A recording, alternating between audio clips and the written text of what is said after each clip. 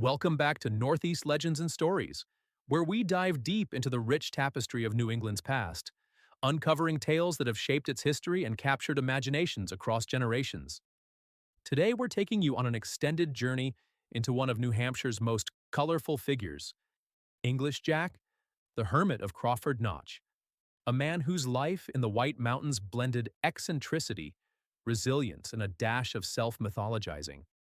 Near Crawford Notch, this reclusive sailor-turned-hermit built a life of solitude, entertaining visitors with wild tales and handmade crafts. But his story raises a tantalizing question. Was he a real person, forged by hardship, or a legend he crafted himself?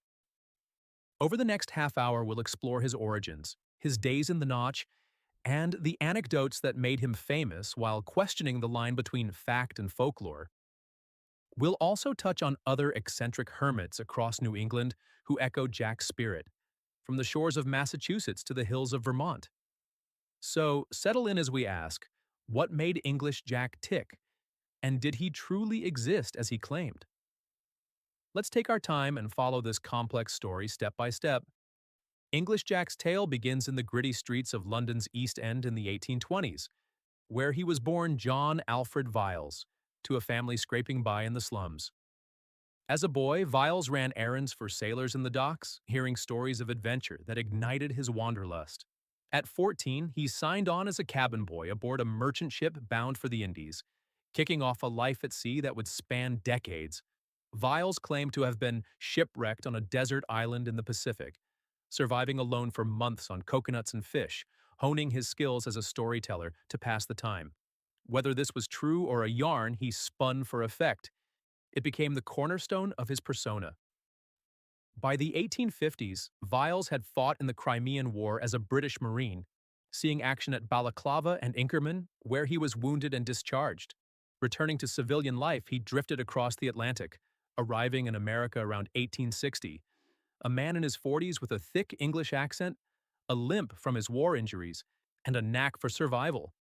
Viles landed in New Hampshire's White Mountains, drawn by work on the Portland and Ogdensburg Railroad being built through Crawford Notch in the 1860s. The Notch, a dramatic gap in the Saco River Valley flanked by Mount Willard and the Frankenstein Cliff, was a hub of construction, with workers blasting tunnels and laying tracks through granite. Viles took a job as a laborer, swinging a pickaxe and hauling rock, but the rugged life suited him. When the railroad reached the Notch in 1871, he stayed building a crude cabin from logs and stones on a ledge above the Saco River, just below the Crawford House, a grand hotel that drew tourists to the area. His home, a one-room shack with a stone chimney, overlooked the Notch's sheer walls and the river's rushing waters, a spot as isolated as it was scenic. Viles, now calling himself English Jack, embraced the hermit life, trading his labor for food and supplies from the Crawford House where guests paid him to hear his tales. English Jack's days in the Notch were a mix of solitude and showmanship. He rose at dawn, chopping wood and fishing the Saco for trout, his war wound making each step a reminder of battles past. By midday, he wandered the trails, collecting birch bark and pine knots for his crafts, walking sticks carved with intricate patterns of ships and mountains, which he sold to hikers for a quarter. His cabin became a curiosity, stocked with relics from his seafaring days. A shark's tooth necklace, a rusted compass from the Crimean front, and a collection of seashells from his alleged island exile. Visitors, including stagecoach passengers and hotel guests, flocked to see him, paying a dime for a tour. Jack regaled them with stories of shipwrecks and battles, his voice booming with a thick Cockney accent, his eyes twinkling with mischief. One favorite yarn was his desert island survival, where he claimed to have tamed a goat and built a raft from palm fronds, only to be rescued by a passing whaler. Whether fact or fiction, these tales made him a local celebrity, the Hermit of Crawford Notch. Jack's eccentricity shone in his daily habits and interactions. He trained a black bear cub he found orphaned, teaching it to dance on its hind legs to a fiddle tune, performing for tourists at the Crawford House for extra coin.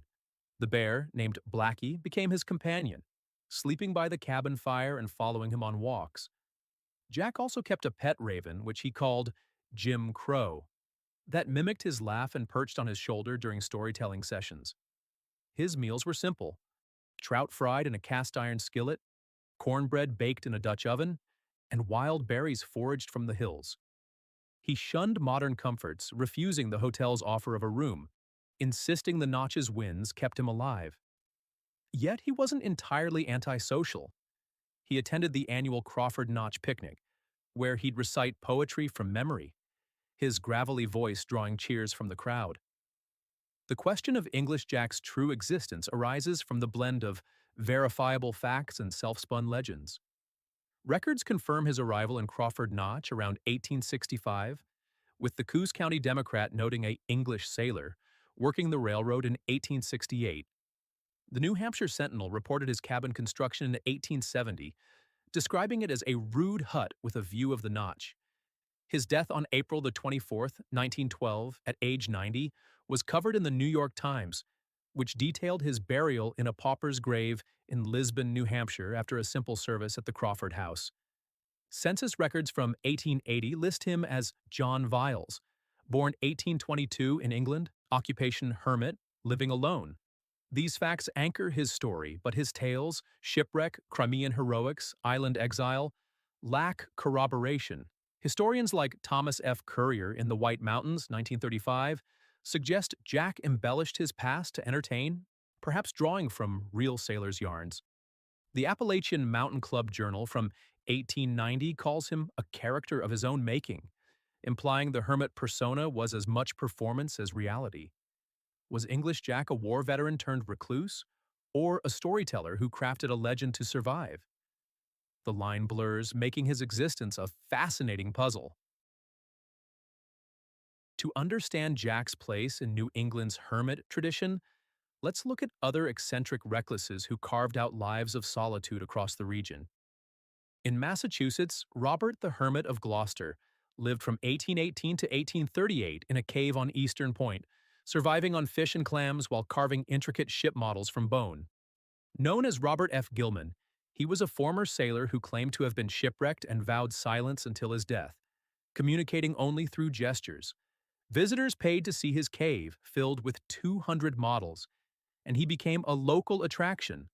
Buried in a pauper's grave in 1838, his story, detailed in the Salem Gazette, 1838, mirrors Jack's blend of isolation and performance, but Gilman's vow of silence contrasted Jack's loquaciousness. In New Hampshire, Jarvis Smith, the Hermit of Mount Vernon, lived from 1850 to 1925 in a log cabin he built himself, surrounded by 40 acres of woods. A former farmer who lost his land to debts, Smith subsisted on wild game and vegetables, crafting furniture from birch and entertaining neighbors with fiddle music. The Manchester Union leader, 1925, reported his death at 75, noting his refusal of charity and his habit of walking 10 miles to town for supplies. Like Jack, Smith was a storyteller, sharing tales of his youth in England, but his reclusiveness was quieter, driven by financial ruin rather than adventure. Vermont's contribution comes from the Pine Tree Hermit, Joseph Battelle, who lived from 1839 to 1915 in Middlebury, though his Hermit label was self-imposed. A wealthy publisher who chose solitude in a cabin on his estate, Battelle collected birds and wrote poetry. His Birds of New England, 1895, a lasting legacy. The Vermont Journal, 1915, described his death at 76, surrounded by books and feathers. Battelle's eccentricity lay in his voluntary withdrawal from society, contrasting Jack's performative hermit life, yet both used isolation to craft personal myths. Maine offers the Hermit of Gloucester. No, wait. New England's hermits include the Desert of Maine hermit, Hiram D. Marble, who lived from 1843 to 1918 in Freeport, Maine, on his shifting sand dunes. Marble turned the dunes into a tourist attraction, charging for sand samples and rides. His The Desert of Maine pamphlet, 1896, a bestseller. The Portland Press Herald, 1918, noted his death at 75, buried in the sand he loved. Like Jack, Marble was an entertainer, his eccentricity a business, but Marble's dunes were a natural wonder, while Jack's notch was a personal stage. These hermits, Gilman's silent cave, Smith's log retreat, Battelle's feathered solitude, Marble's sandy empire, share threads with English Jack, isolation as choice or necessity, eccentricity as survival, and a knack for drawing crowds. Yet Jack stands out for his unfiltered joy in storytelling, his bear and raven companions adding whimsy to his wild existence. The question of his true self, veteran or fabulist, mirrors these figures, each a product of their time and terrain. English Jack's legacy in Crawford Notch lives on in the White Mountains lore. His cabin site, marked by a plaque near the Saco River, draws hikers who ponder his tales. The Crawford House, now a ski resort, hosts annual Hermit reenactments, with actors in Jack's style reciting his shipwreck yarn.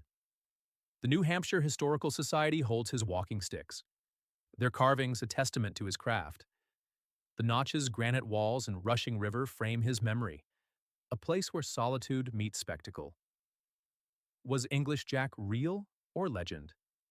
The facts: birth in London, railroad work, cabin life, 1912 death, paint a man of grit, while his stories add the myth. Currier's 1935 book calls him a character of his own making, a blend that defines New England's hermits. His existence, verifiable yet embellished, invites us to wonder, in a world of factories and crowds, what drew him to the Notch, and what tales did he leave untold? The Hermit of Crawford. Notch reminds us that New England's wild places breed characters who defy the ordinary. From Gilman's silent models to Marble's sandy empire, these eccentrics wove their lives into the land, their stories as enduring as the mountains themselves. English Jack, with his bear and fiddle, takes his place among them, a real man who became a legend, his cabin a symbol of solitude's allure. The White Mountains keep his secrets, whispering them to those who listen.